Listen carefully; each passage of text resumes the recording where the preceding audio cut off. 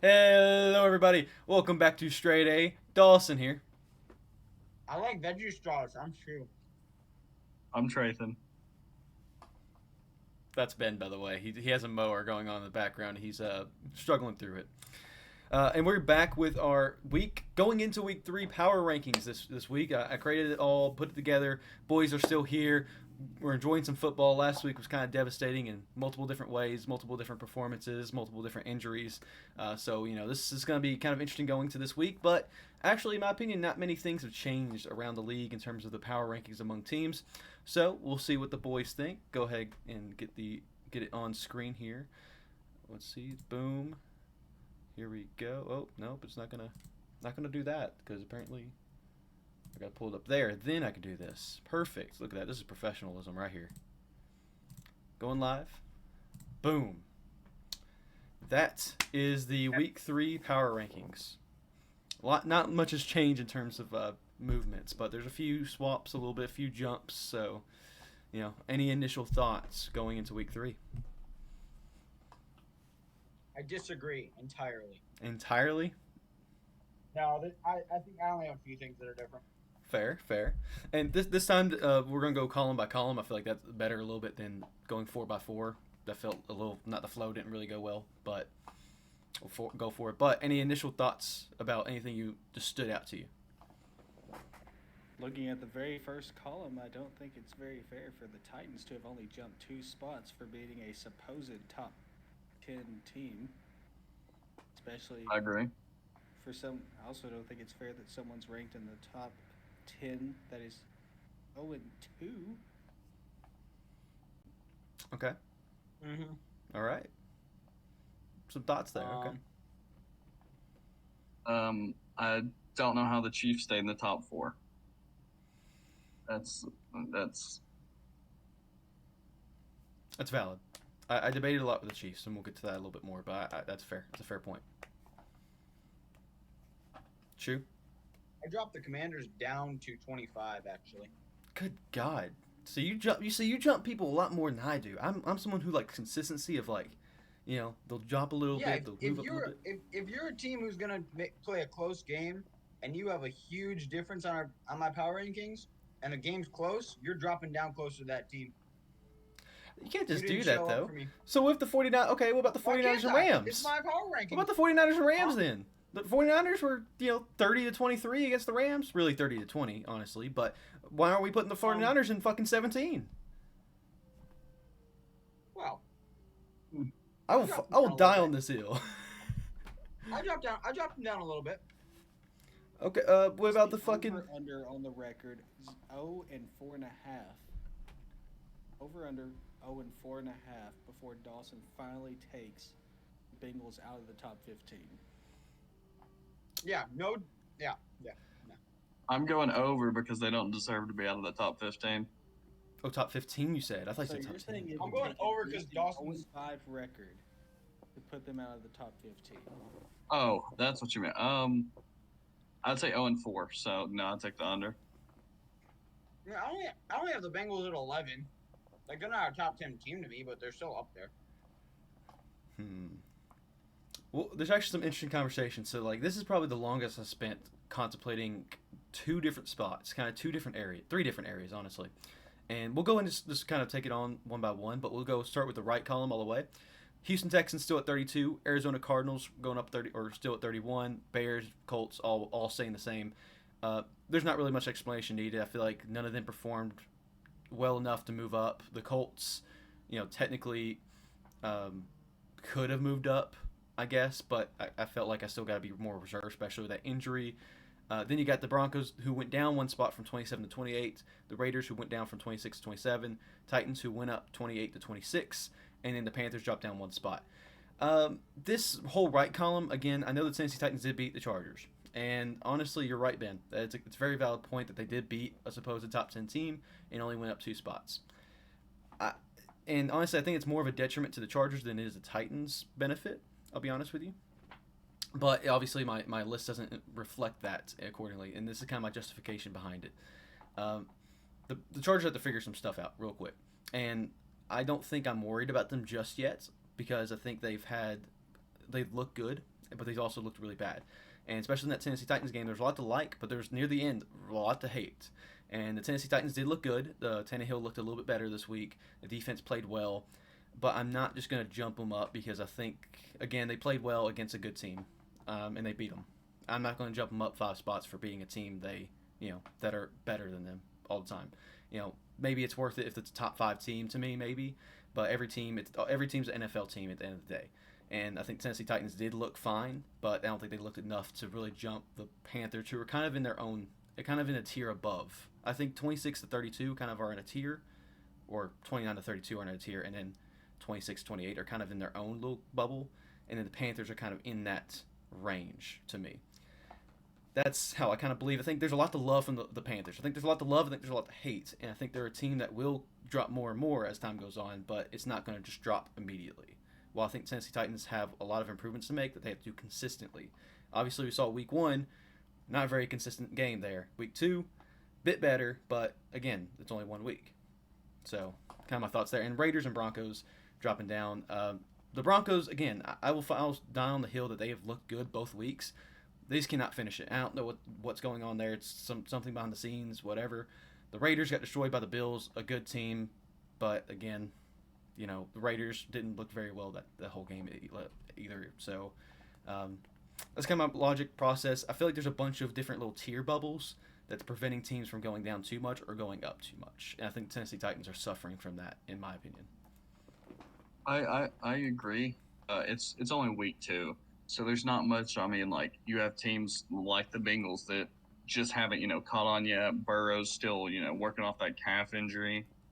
And then you got teams that that you can't really prove anything in the first 2 weeks. I mean, you can prove stuff, but you can't really lose it if you catch my drift. Now as we go week 3, week 4, as we were talking about earlier, if the Bengals struggles continue, then you start to worry. Same thing with the Chargers. Same thing with the Giants. The Giants played arguably the worst team in the NFL and almost lost. But that's still not cause of concern yet. Maybe teams just haven't hit their stride yet. Teams haven't, connected with their rookies or new free agents or trades or whatever. So I think you got to give it usually 3 or 4 weeks before you start to see what a team is really going to look like the rest of the season. Yeah, no, I don't think I can agree to that. With multiple teams inside the top 10 with 0-2 records, that is just not. I can't agree to that. They have to bump down regardless of it being NFL talent. And I get I understand where you're coming from on the whole, well, it takes a little bit of time to figure out. Well, if you leave a cancerous tumor in somebody for an additional 2 weeks, it's only going to grow that much more. So you might as well cut it out and treat it. All right, I'm just going to read my tier list off. That's what I want to do. So 32, Dawson and I agree. 31, Dawson and I agree. And then I have the Bears at 30, Colts at 29. I actually have the Raiders at 28, the Broncos at 27, the Panthers at 26, and the Commanders at 25. Why do you have the Commanders at 25? I don't remember. I was looking at things and who they just play? Broncos. They're 2-0 right now in the NFL. Yep. So Who they just play? The Broncos, and they won by 2. They're 2-0 right now, so. Yeah. They played a terrible Broncos team. Yeah. He's and you terrible. win by 2. He's by terrible. Them, where they lost You win by 2 Broncos who are 0-2. That if you can look at a 2-0 record, and if you could go, oh yeah, no. Let's say the Patriots play the Texans and Cardinals and they're 2-0. Am I moving the Patriots up? No, they played 2 shit teams. But why move them back? Like, he didn't move the Commanders or Redskins or whatever up. Now, if he moved them up, I'd agree with you. But he just kept them in the same spot. So for a team that's 2-0, they barely beat a team. Well, he's also not. If you barely beat someone who's that far below you, you don't deserve to be that high on my power rankings. What were you saying, Ben? He's not basing these off of Dawson's rankings either. It's not like he. Yeah, I know that. I was just curious on why he had them in 25. Because they look like garbage. Exactly. I think I don't think garbage they is a look good strong enough word. to be in that 21 spot, so I dropped them down. I don't know how far I dropped them 4 spots. How If you don't like them at 25, then tell me 8 teams you think they would beat right now. I think 26 to 32 at least. I think they'd beat every Yeah, team from that's why 26 they're to at 32. 25. They're not And beating I think they'd beat the Falcons and probably the Saints as well. I think it's a toss up between the Falcons, Saints, and Panthers. I think the Rams you could argue because of their momentum, which we'll get to that. We'll get to the Rams more here in a minute, but And the way Zach Wilson's playing, I could see him beating the Jets too. and the power rankings aren't that based on offense is necessarily. atrocious. They're not scoring on the Jets defense. They're not doing that. Well, and some teams just match up They're better probably against not other getting teams. past Nola. They're definitely not getting past the Rams. They're not getting past the Titans. I would give them the Panthers and 27 through 32. I think it's really bold to say they wouldn't get past the Tennessee Titans after how they played. Well, the Tennessee Titans just beat the Chargers, who are better than Washington and every team that Washington has played so far. So I think there's a little bit of justification. I'm not saying there's not justification, but I think that the Chargers also have a really bad history of just not holding leads, and especially losing these off games, losing these games they shouldn't lose. It's like saying the Chiefs they lost to the Lions, so why aren't the Lions being boasted as a top 5 team? Like I'm confused by the logic here. So The top 10, but you can look at 2 teams and compare and say, well, the Titans' run defense is going to stop Washington.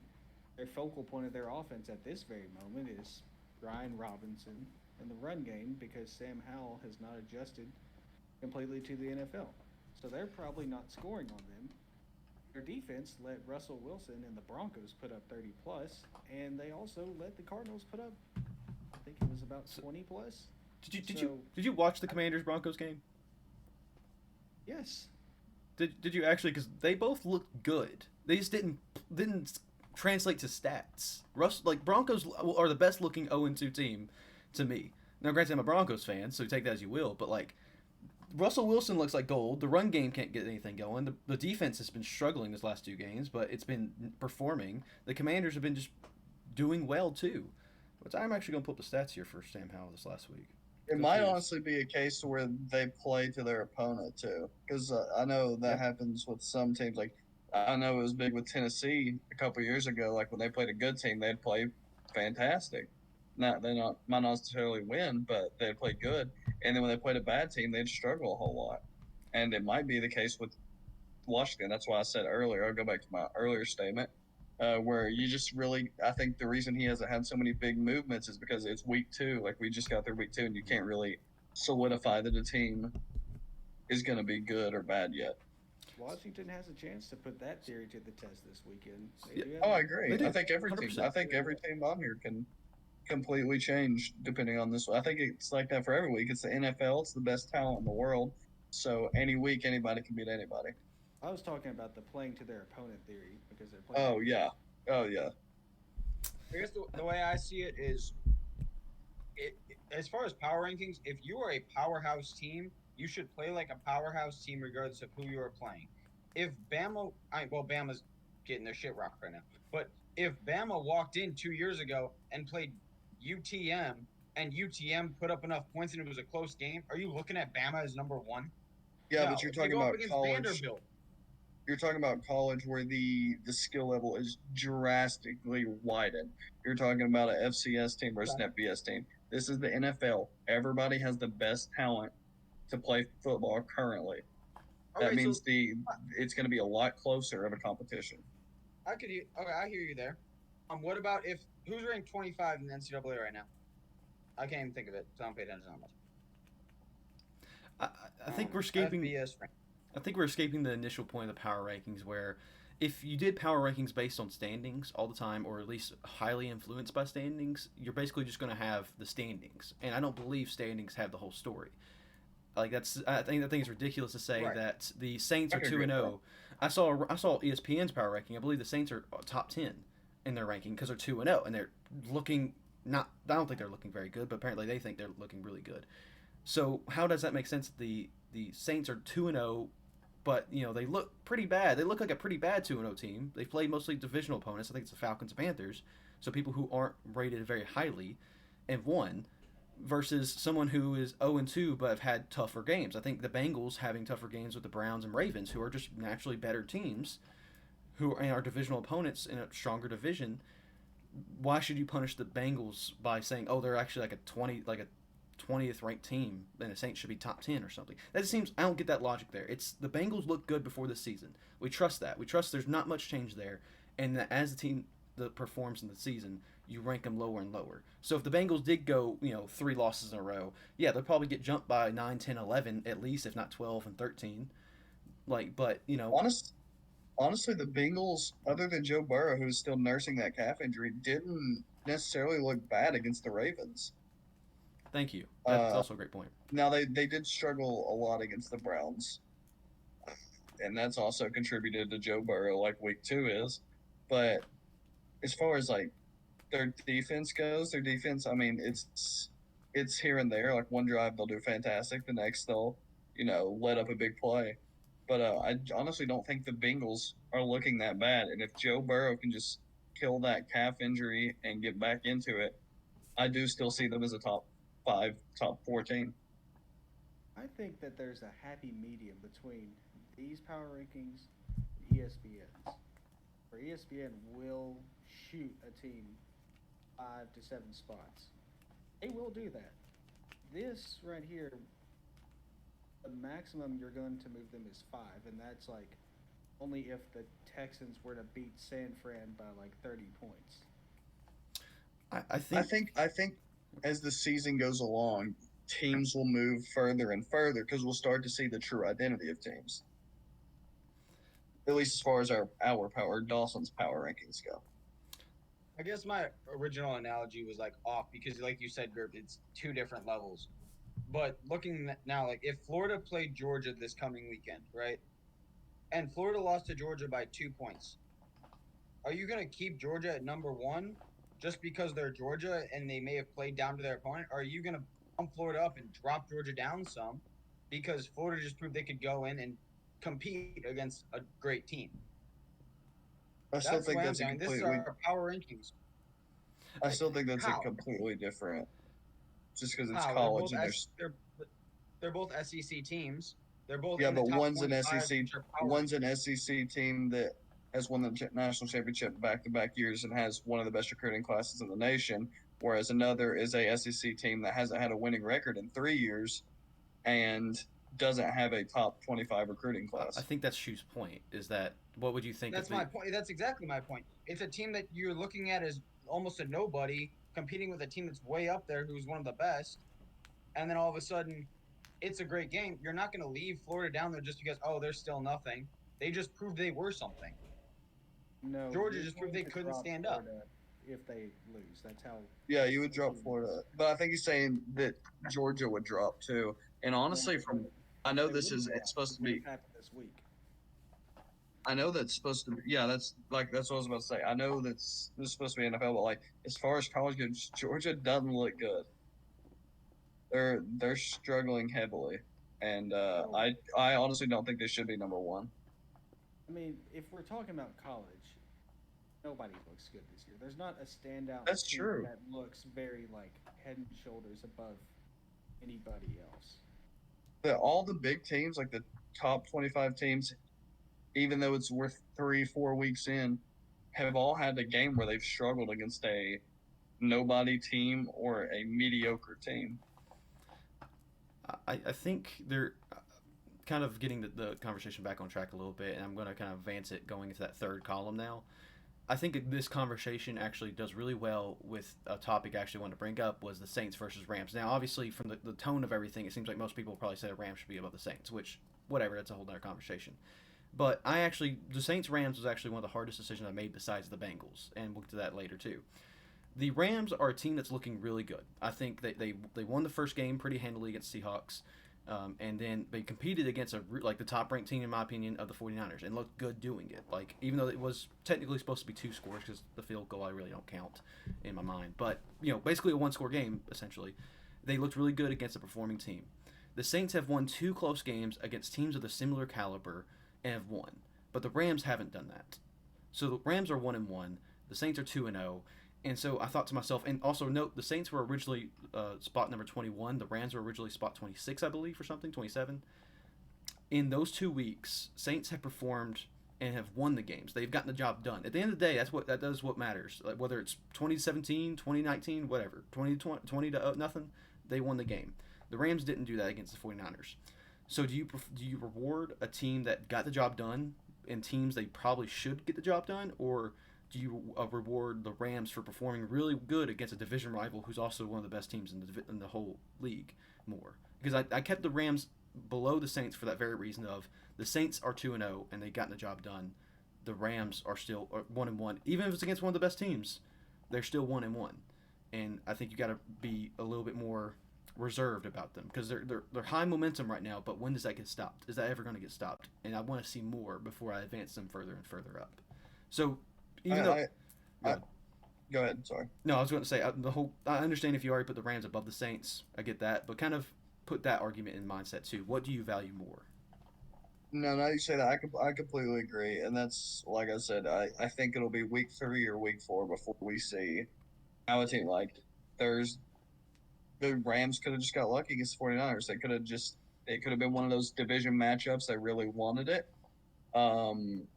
Or it could have been something where like the 49ers defense didn't play to their, fullest capability. So that's why I was saying earlier, I think it'll be a week 3 or 4 thing before these teams start finding exactly where they're going to sit around the rest of the season. But I think that placement as far as Saints-Rams goes is good. And I honestly think that could completely change this next week. If the Rams, let's see, who do the Rams play? That's a good question. They play Cincy. Yeah. And so, like, if the Rams go in there and beat Cincinnati, even without Joe Burrow, that's still proving a statement. I think they would have a pretty big jump over the Saints, even if the Saints beat Green Bay. So as far as, I guess, my rankings go, 24, I have the Titans slotted in.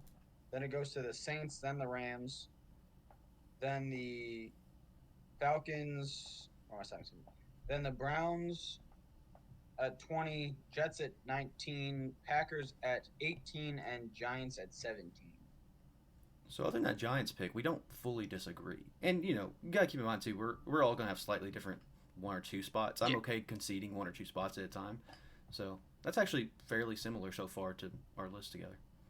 Yeah, it's not too tough. There's a few that I dropped down or bumped up a little bit more than you, but they're right around the same going through. So what are y'all thoughts, Ben and Shoot, about that kind of conversation? I mean, as far as the third column goes,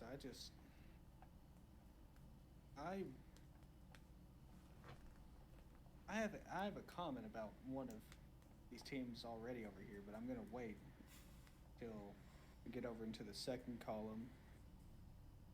I mean, I'm not a fan of the Commanders.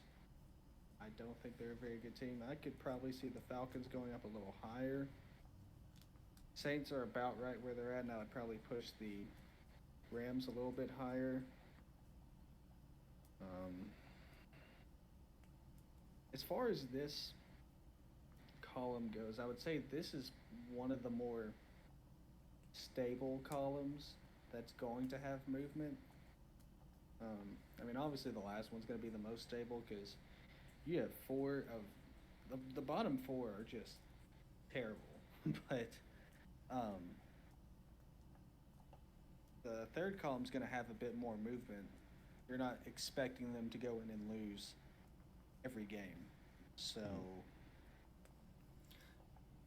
it's probably the most stable in a sense.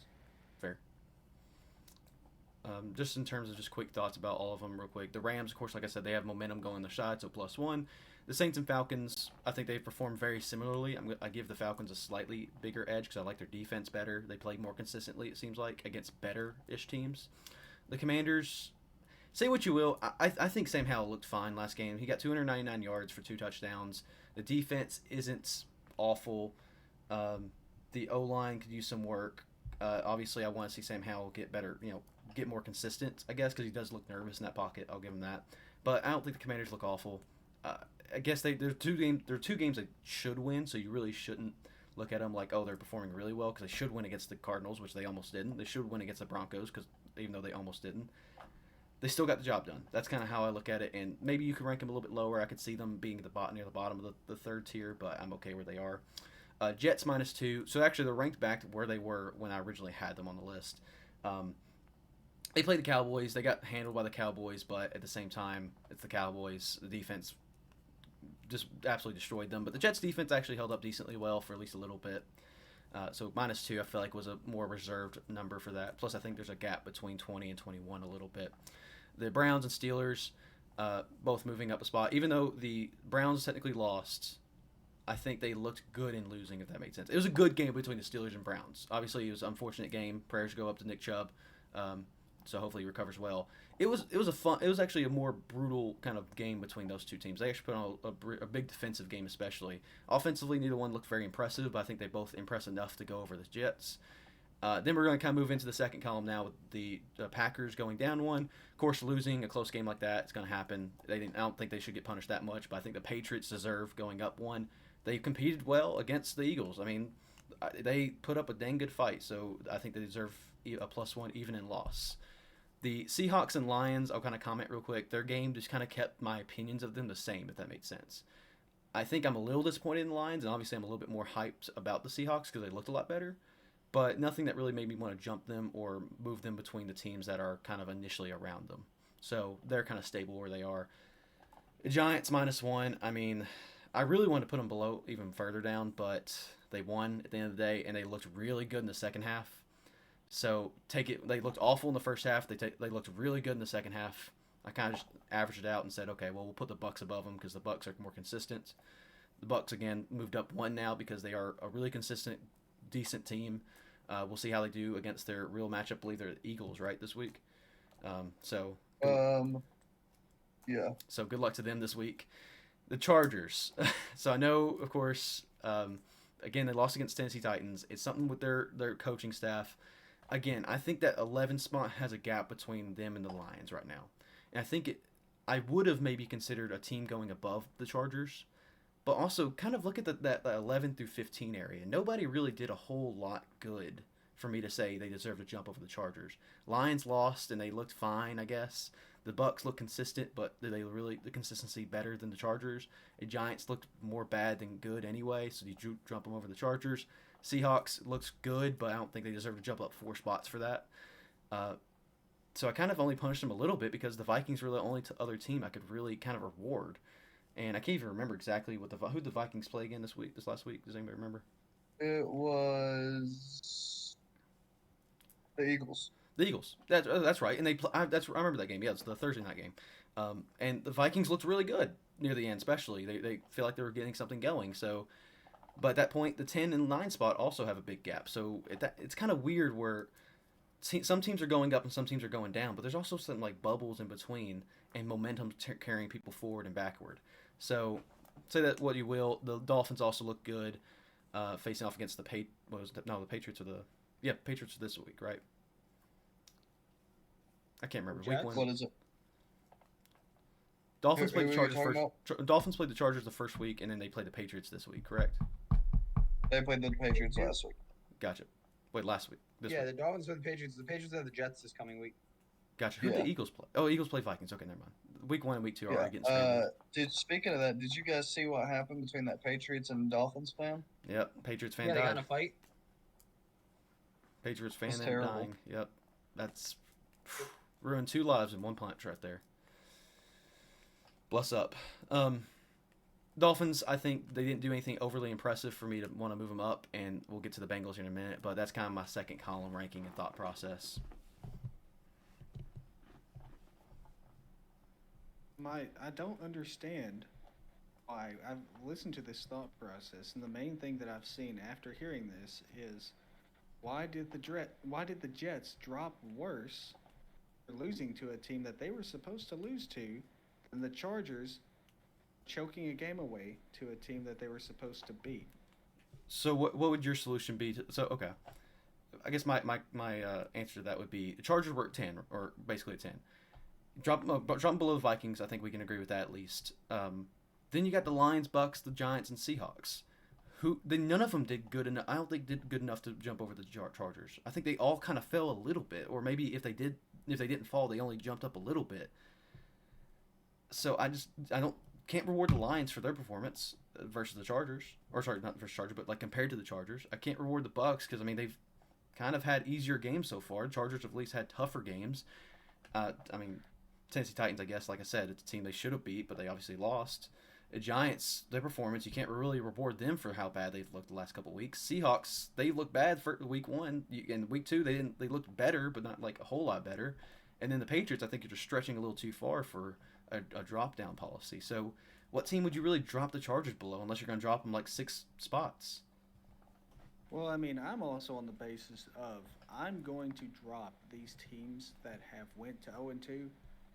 I'm probably not letting any of them get inside the top 15, just for the simple fact that they're 0-2. Like this is a power ranking. You've obviously, your power is low right now. You started off the season terrible. Some of these games you should have won, and you did not come out of them.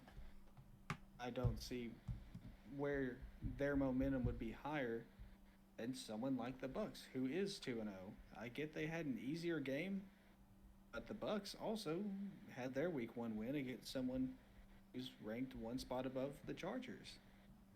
So where's the Saints in your opinion? If you're going to say 0-2 teams up to their top 15, the Saints are probably like outside of the top 4. The Saints are pretty close as far as like eye test and then where I'd put them, but I would want to put them at probably 15. If I'm going based off of like record as well, and I'm rewarding the 2-0 teams, if you're 2-0, then I'm probably going to bump them at least inside the top 16. The Saints are the worst 2-0 team in the league by far. They definitely are. So they would probably have that 16 spot. See, at that point, though, you're just doing standings. You're not doing how they looked on the field. Don't doing how well their team is actually built. I mean, it's kind of like, okay, the Chiefs are 1-1, so now okay, the Saints are above the Chiefs. Like I don't understand that argument at all. It's the Chiefs have had tougher games. They competed against a high octane Lions, and they played against Jaguars, who I think are a top team overall. So how can you say, oh, the Chiefs are 1-1, Saints are 2-0? Saints have had an easier road, but oh well, we'll put them above the Chiefs because they have a better record. Yeah, technically they do have a better record. Heck, most of the NFC has a better record than the AFC, but I still think the AFC is a lot more powerful. So, like, it's just now obviously outside the top 3 teams because those top 3 teams are really good. But like, I just don't understand the argument of the Saints are 2-0, they deserve to be above the 1-1 teams, or the 0-2 teams even. Honestly, I think two games is not enough to go off of to say the Saints are better than them. Like, I don't know. I mean, 1-1 is different than 0-2. Just they have one it's more just loss. A simple fact that a lot of times good things do not happen to teams that go 0-2 unless you're the Chiefs. Unless you're the Chiefs. So you're saying if the Chiefs lost the game against the Jags, they would be outside top 15? The Super Bowl champs, the defending champs, you'd say they're outside top 15? No, because they are the Chiefs. They started the season. They would start at 1, but I would probably have them around the 10 area. I agree with that. They didn't play good against a Jaguars team that also didn't play good, and they lost to a Lions team who just lost to a Seahawks team that's not necessarily that great, or at least in my opinion. The Chiefs, I don't think, should be in the top 4 right now. As far as if we're judging it based off not record, but how they're playing on the field. Now, granted, they don't have Travis Kelce, which is, 75% of their offense.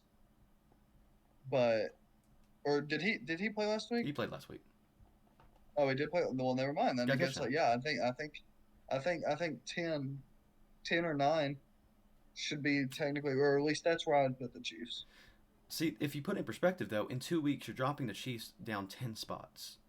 That's like for 2 performances against a good Lions team, a high performing Lions team, and then a Jags team which is also really good. And granted, I will say that Chiefs Jags game really was not good. I will say that, but like, I, the Chiefs are kind of almost in their own tier, and it's just kind of crazy in me saying, "Oh, we're just gonna drop them 10 spots." Yeah, I guess you're right because I guess I'm being a little hypocritical there since I said it's the first 2 weeks. Teams are still discovering themselves.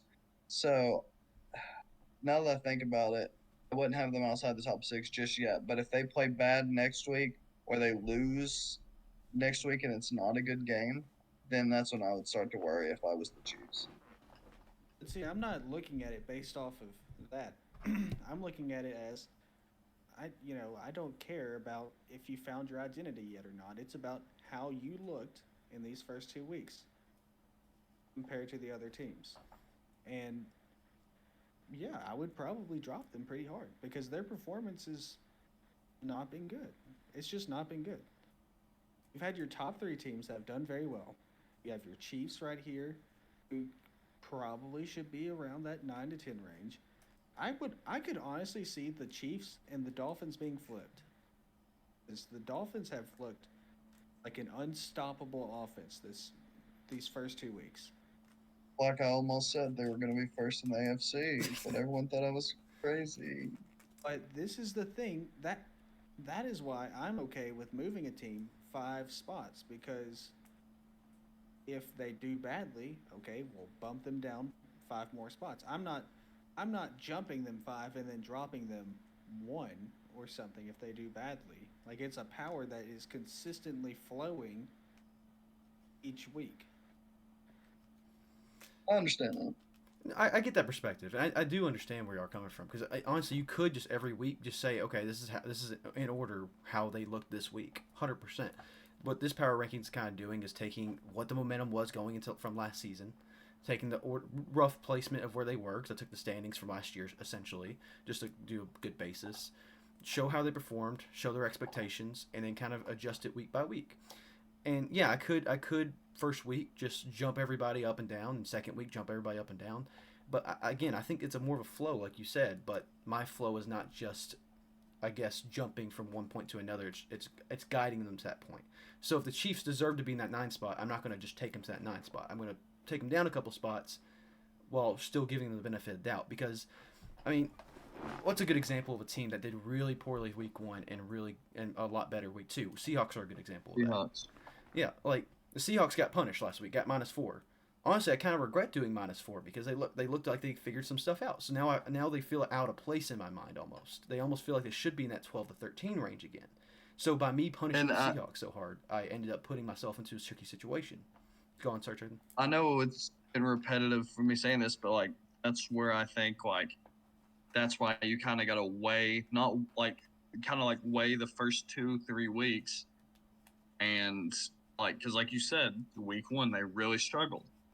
Week 2 they kind of found themselves, or at least almost to the point. It was almost not necessarily an identical game to the Seahawks Lions last year, but it was pretty daggum close. A super high scoring knockout fest. And so I think if the Seahawks can find the consistency they had last year and stuff, that dropping them 4 spots in week 1 because they played bad, like I think now if it was later in the season and you know they lost that bad to was it the 49ers? Rams. Who'd they play week 1? Rams. Was it Rams? Well, yeah, like if it was later in the season and we had these power rankings right now and the Seahawks lost to the Rams, then like that would be cause for concern because like, and it would drop them further than it would currently. Is how I think it should be. I think as you go further in the season, the power rankings will have more drastic changes. I just to run through my column real quick. Got 16 Steelers, so I bumped them up, I guess, 3 from where Dawson had them last week.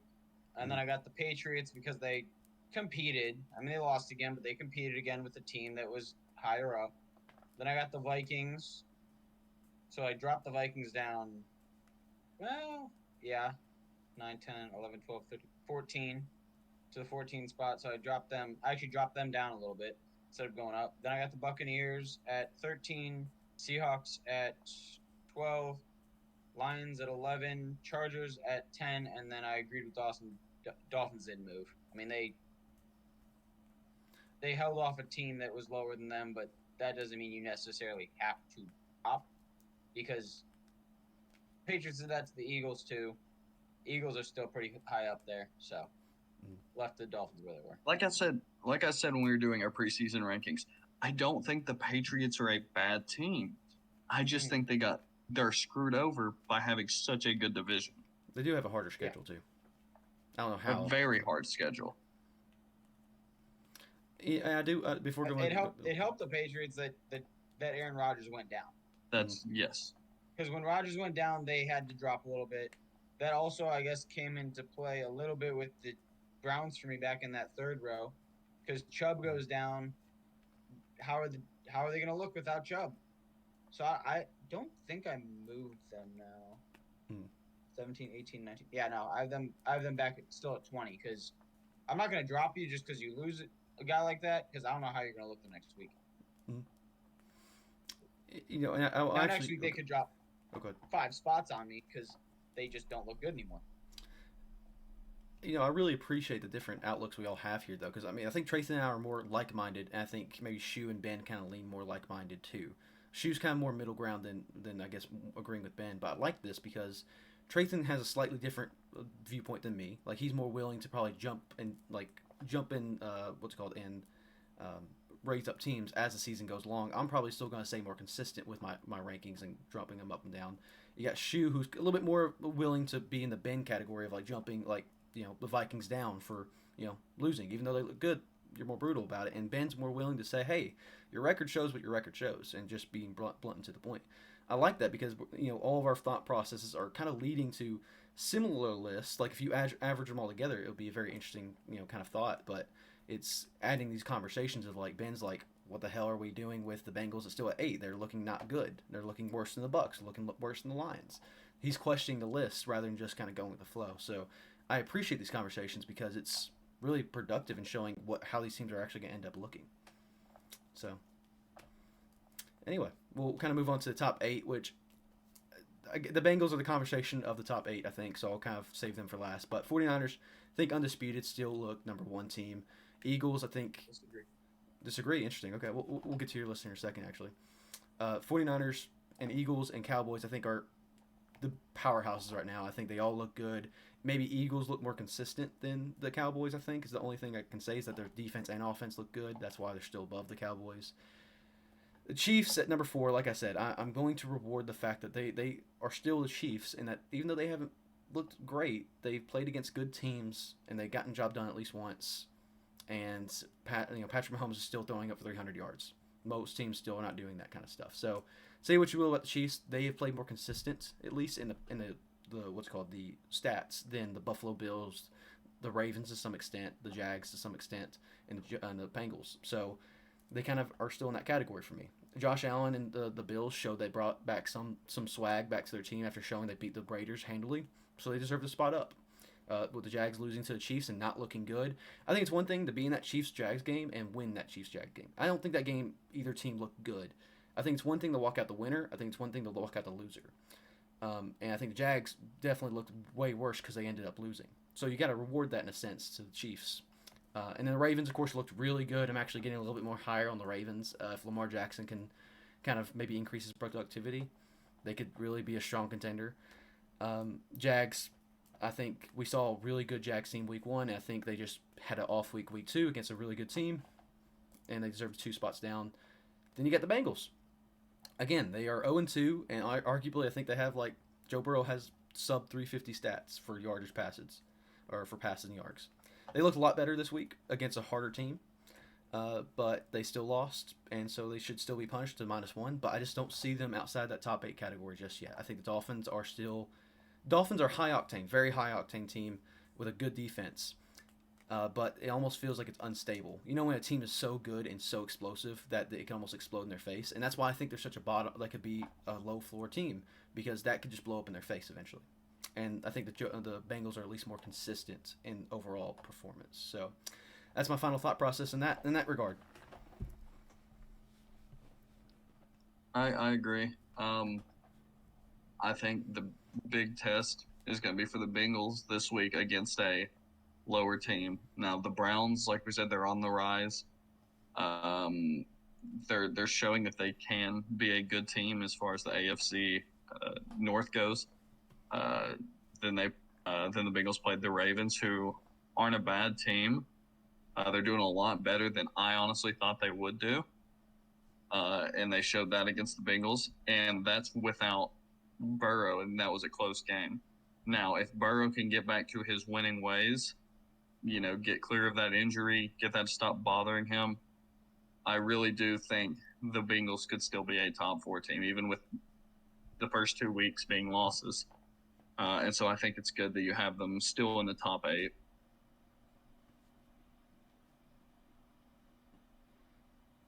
I can live with the top 6.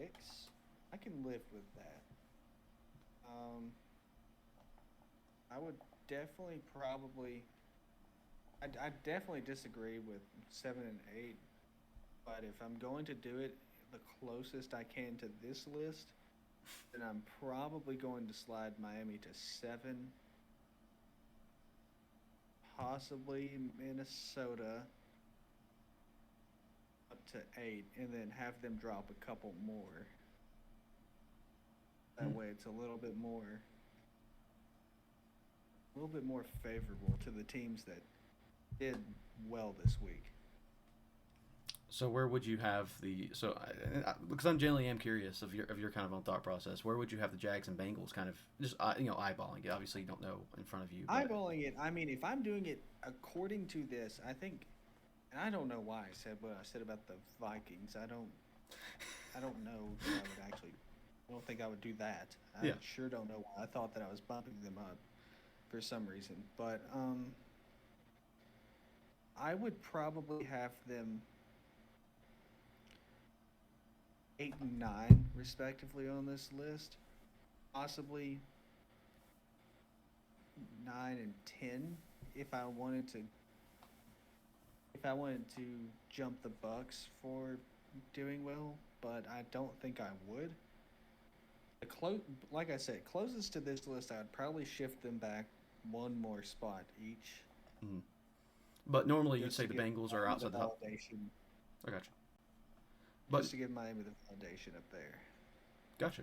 So, but in your kind of own list as well, though, Bengals would be just outside the top 15. I'm guessing around that 16, 17 mark. In your own. Yeah, they would definitely be in that area around 16, 17, just because they have looked bad, and their power is extremely low because Burrow has re-aggravated this calf injury. He's not playing this week. Really, that'd be So interesting. no, I don't see them as a top half team without Burrow. Absolutely not. And Jags would probably be around that 13 spot from what seems like with the 1-1 record, probably 12, 13. Somewhere in that area, I might have them a little higher because they performed very, very well in week 1. They did. Mm-hmm. And they and the Chiefs had a very weird scripted game where it was just unexpected defense across the board. That was shocking. That was a weird game script. So I don't know how much I would hold it against them for that game, because if I'm holding it against them, I'm holding it against the Chiefs as well for performing badly. So I probably wouldn't knock them as hard as I would the Bengals. Gotcha. Okay. Shu, what's your So top run 8 up looks my like? list. 8 Bengals. I agree with Dawson there. I actually have the Ravens and Jaguars flipped, so I have the Jags at 6 and the Ravens at 7. Then right up above the Jags, I actually slotted the Chiefs because they haven't looked good, but they still beat the Jags. So neither team looked good, but just because I have the Chiefs up there and the Jags competed with them, I felt I had to bump it. Well, I guess I still dropped them down 1, didn't I? Compared to what it was last week. I still dropped them down 1, but kind of dropped the Chiefs down to make it a little bit more even. So Chiefs sitting at 5. Then I have the Bills at 4. Then this is where I said I was going to disagree. So I'm going to go in reverse order. I actually have the Cowboys at number 1 right now. Whoa. Cowboys 1, and then down to the Niners, down to the Eagles. Whoa. The Cowboys, Okay. I mean, there's 70 points in 2 weeks. So your points against versus points for is 70 to 17. that's a ridiculous stat to me. So I bumped them up. I'm sure I might drop them down a little bit next week, but this week I'm giving them that number one spot. Someone needs to go in and prove that they can't put up more than 3 scores until I drop them anywhere, really. Now that's I think a conversation. I think a worthy conversation is that top 3 area. I think Ben, out of curiosity, what would you think what would your top 3 teams be? Oh, you're muted, Ben. And Tracy, I'm going to ask you as well. Sorry, I was looking at some extra stats. Probably same as yours. I would definitely say that I would agree most with your top 3 and bottom 4. Tracy, what do you think? Honestly, I'd have to agree with your top 3. The only thing that I think could possibly change or be close to consider changing is the Cowboys or the Eagles and San Fran. I think the Eagles are still really good. I think they played a Patriots team that's proven that they're good and they can still stand with those heavy hitting opponents. I think possibly San Fran and Eagles, but as of now, your top 3 looks about what I would have. Actually, it's important to note. Shu, the Cowboy hater, has them at number 1. Has them at number 1, yeah. The one that trashed on them more than anybody in our preseason things. Calling out the Cowboys. You're not America's team anymore. You're not America's team. How many times did he say that? Now has the Cowboys at number 1. I do. I was proving How ironic. I said it last week. They went out and they beat the Giants, who are pitiful in all reality. But still the 17 ranked this week. They went out and handily beat them, shut them down entirely. And then they went out and they put up another 30 points this past week. So they've went out and they've proven that they could be back up to that elite level until someone else goes in and shows them that they're not. I gotta respect what they've done so far. Can you tell me, out of those 70 points that they've scored, how many of them directly came from their defense? Probably 40 of them. A lot. But okay. I'm not just ranking an offense. I'm ranking an entire team. If their defense is their powerhouse and their defense is going to score for them, their defense is helping their offense. He does have a point there. If your defense can put up points on the board, they're helping not only themselves with the win, but they're giving your offense points. How are you going to go, oh, well, the defense is scoring? So, if my quarterback throws a touchdown or my cornerback picks the ball off and runs it back, how many points do I get as a team? 6. What's more consistent, though? I think your quarterback scoring is more consistent. Apparently, it's the defense. They're going to finally run into an offense that will and can score on that defense easily. Oh, yeah. Not a Jets offense with Zach Wilson or the Giants offense. And their offense, I just do not believe is consistent enough. Dak Prescott is just probably arguably the worst part of that entire offense. I mean, he is going to blow them multiple games. Agree. He has looked even worse this year. He threw 31 to 38. Until a team goes in and proves me wrong. I mean, they've got to play the Eagles at some point this year, right? Twice. They play the Eagles twice. They play the Eagles last. So the Eagles could go in the last week and show them up, but I mean, who else? I don't even know what their schedule looks like. Cowboys do have a tougher schedule later on in the season. I do know that. That's a video we probably should think about, is the rest of the schedule and how that kind of looks for some teams, like some notable teams. Let's see. I do have a question, boys. It's a little off topic. Mm-hmm. So, how many of you are on that Colorado Buffalo bandwagon right now? How many of you guys think? Put the boys, they play the Oregon Ducks, and let me tell you, the Oregon Ducks are going to come out and beat the piss out of Colorado. It won't be close. It'll be 35-0 at halftime. It is going to be such a bad game. Deion Sanders will not return for the second half. He will leave the stadium. It's going to be so bad. Dan Lanning is going to run circles. Go clip this Don't right here. read that. Well, I'm also an Oregon Duck fan, so Oh well, I think, damn. I think that score is I think that final score is realistically looking like a 52 to 28 type of game. I don't. As much as their offense struggled against a crap team like Colorado State, especially in the first half, I don't see how they're going to put up 20. I think honestly a realistic score, especially without Travis Hunter playing, which is a huge part of both their defense and offense. I think a realistic final score is probably 55 to 17. I think it is going to be a slaughter. 1 week ago, I would have strongly disagreed with you, but after the cheap shot Travis Hunter took, and he's a two-way player, I might lean your way. With Travis Hunter, I think it's a great game still. But Colorado State's whoever the hell takes a cheap late shot and knocks their two-way player out of the game. Okay, yeah, now they're one of their best players is down. I just want to point out that Colorado has had 2 overtime very close games against mediocre teams. Oregon right now, their points against opponents is like 170 in 3 games versus I think like 57 is scored against them in 3 games. Like 170 to 57. That's something.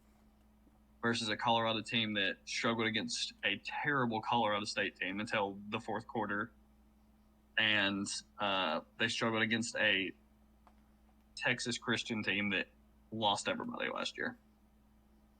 So I think it's going to be bad. Put a little segment here. I think Curbs, Oregon's college takes. offense is very good. It will do good. I just don't think their defense could stop a nosebleed. They let Texas Tech put 30 on them. That's an offense that's outside the top 30 as far as efficiency stats. Colorado's going to put up probably about 28 on them. The reason I agree but disagree with that at the same time is they were playing Tyler Show, I don't even remember how to pronounce it, and he was an Oregon quarterback until Bo Nix transferred, and he realized he wasn't going to be the starter, so he transferred to Texas Tech. So he was coming out and wanting revenge. And so I think he played the best game he's ever played because he definitely didn't play good at Oregon. So I think he came out and played a really good game against Oregon. I think Oregon's defense, yes, while it is the weaker part of their team, I still think it holds Colorado to less than 25 points. So you were saying that Colorado hasn't played anybody good, right? Yes. Who has Oregon played? I agree. Oregon hasn't played anybody great either. Neither of them have. But Oregon has showed a lot more than Colorado has. I think Oregon's Oregon up in the power rankings. I think Oregon just has more talent. As Oh, far as 100%. Oregon's sitting at 10, Colorado 19. I mean, so going in, Oregon should win. Is Justin Flau still at Oregon? Like, what's the deal with him? Is he alive? No, I don't think he is. I know Oregon had a lot of people transfer out when Mario Cristobal left.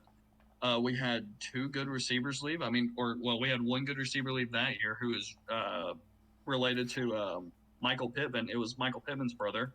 He transferred out. And then last year, as you know, we lost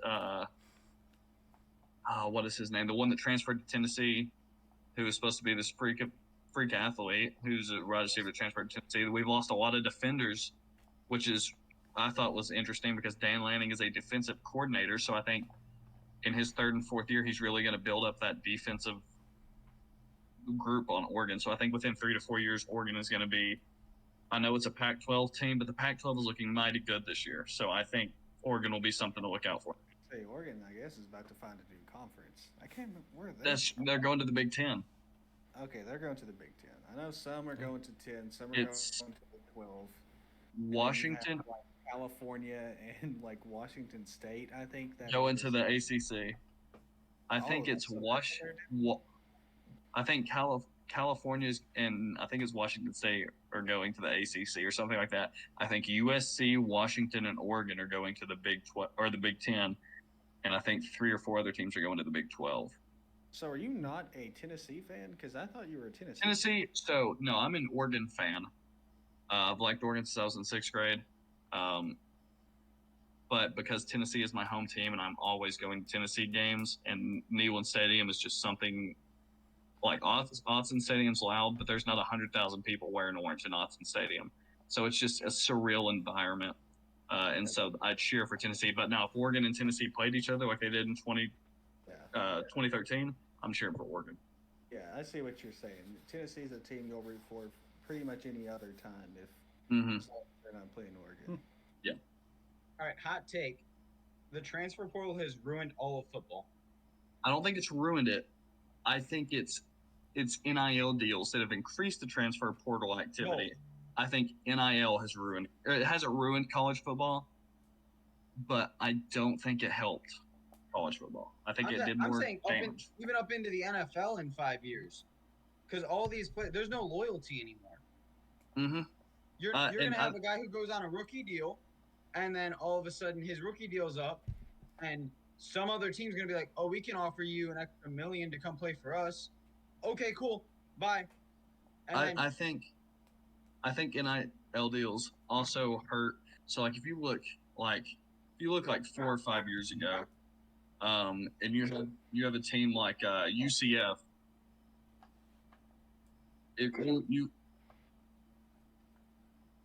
Sorry, my dog's barking. One second. Nice. But you have a team like, I think it was 4 or 5 years ago, UCF, and I think it was 2016, called themselves the national championship or the national champions because they went 12-0. You got Cincinnati, who made the playoffs as a non-Power 5 team 3 years ago.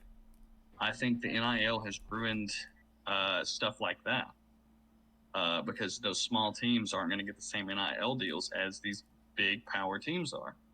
And so I think it hurts the chances of smaller teams. So it hasn't ruined college football, but it's made it more like the NFL. And look, I feel like it's gonna, like I said, it's gonna impact. It's gonna go up because now kids are looking at money instead of just playing the game. You're looking at who can give me, I guess the best opportunity, which you should be looking for. But there's no loyalty to teams anymore. I don't have to be here if I don't like the way that you said this one word to me. So bye. You signed there, go play there. Play your 4 years. Stick to the team. Don't turn around after 1 year and be like, if a freshman walked in and was like, oh yeah, so I didn't play my first year. I was the third string. I'm going to come to play for you now. No, you didn't see the process out. So now you're going to go to the NFL, and they're going to put you all the way down the depth chart, and then you're going to be like, well, I don't like it here. I want to trade. No, it's not how it works. That is not how it works. You need to stick to the team for the designated amount of time, and loyalty is a big thing. To me. I'm not. If it was me, I'm not drafting a guy who spent 4 years at 4 different colleges, because in 3 years he's not going to be on the team anymore. I'm not drafting JT Daniels, who started off at USC his freshman year, transferred to Georgia, then transferred to West Virginia, and now is at the big bad Rice University. What a stud! I mean, look, there's a guy from Martin. He was on the team 2 years ago. Iabi Anoma. Started at Bama, went to Houston, came to Martin. Now he's at where the hell? Michigan. No, he went to Michigan, and then now he's on a whole other team. He's been on 5 teams in 5 years because he didn't like what each coach did. No. That's not entirely true. We're getting down a rabbit hole here. I know his story. Now that's probably true for Michigan, but as far as Alabama and Houston go, he got kicked off the teams because he did not follow team rules. Right, but I know firsthand here because I was with the team.